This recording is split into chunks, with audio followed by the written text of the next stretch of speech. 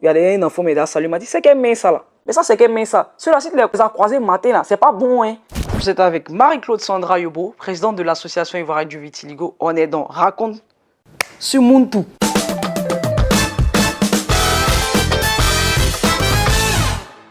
Il faut dire qu'on a deux types de vitiligo. Il y a un vitiligo qui est segmentaire. Le segmentaire, c'est plus épaisse. C'est-à-dire que tu vois, les gens, ils ont des grosses taches. À la naissance, ces taches sont plus épaisses. Mais ça n'évolue pas. Nous, on a un vitiligo qui est évolutif. C'est un vitiligo, on appelle ça généralisé. C'est-à-dire qu'à chaque moment, il peut évoluer comme il peut régresser. J'ai un vitiligo qui est un peu général. Ça fait 10 ans quand même que j'ai ça. Je ne suis pas né avec, pour ceux qui me connaissent. Il faut dire que le vitiligo se manifeste en fonction de l'organisme de chacun.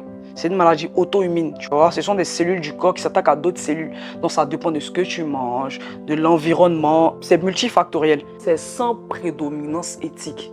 C'est-à-dire qu'il n'y a pas de différence de sexe, il n'y a pas d'ethnie, il n'y a pas de race. J'ai développé cette maladie-là à l'âge de 20 ans. Au début, c'était des tâches insignifiantes, tu vois. Comme ça, ici. Après, là, il y avait dans les aisselles.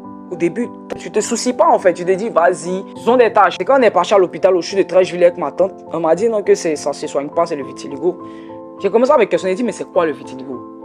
En vrai, en Afrique, c'est pas connu. Donc, j'ai pas compris tout de suite c'est quoi. Les dermatologues faut dire que bon, s'ils n'arrivaient pas à bien nous expliquer, avec le temps, j'ai compris que peut-être c'est le stress. Au début, ça n'évoluait pas, c'était là. Arrivé à un certain moment, ça commençait à sortir sur mes doigts, pas comme ça, mais ça sortait un peu. Et il y a des amis qui me demandaient, mais c'est comment, t'es tchatcho ou bien? Tu as eu quoi? Tu es brûlé? J'étais obligé de me justifier à tout moment. Ça fait mal, hein? Parce que moi, il n'était pas comme ça avant. Je me cachais par moment. Et mes parents, ils ont eu recours à un tradipraticien. Ils ont commencé à faire des traitements africains. Les guérisseurs, là. Ils m'ont dit, non, c'est ce que tu manges. Faut pas boire alcool. Faut pas manger viande rouge. Ça n'avançait pas.